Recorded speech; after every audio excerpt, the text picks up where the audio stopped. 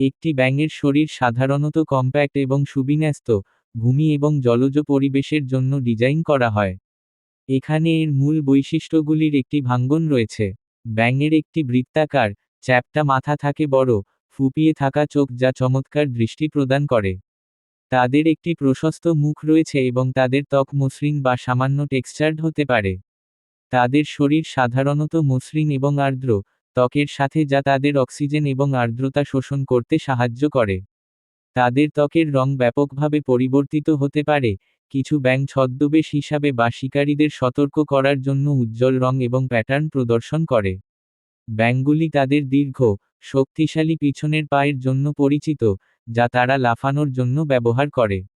তাদের সামনের অঙ্গগুলি খাটো এবং প্রায়শই মাটিতে বা জলে সাঁতার কাটার সময় শরীরকে সমর্থন করার জন্য ব্যবহৃত হয়। ব্যাঙের প্রায়ই জালযুক্ত পা থাকে, বিশেষ করে পিছনের পা, যা সাঁতার কাটাতে সাহায্য করে। কিছু ব্যাঙের পায়ের আঙুলের প্যাড বা আঠালো চাকতিও থাকে যাতে তারা পৃষ্ঠে আঁকড়ে ধরে থাকে। সামগ্রিকভাবে, ব্যাঙের শরীরটি একটি উভচর জীবনযাত্রার সাথে ভালোভাবে খাপ খাইয়ে নিয়েছে, যা জলে এবং জমিতে উভয়ই দক্ষতার সাথে চলাফেরা করতে সক্ষম।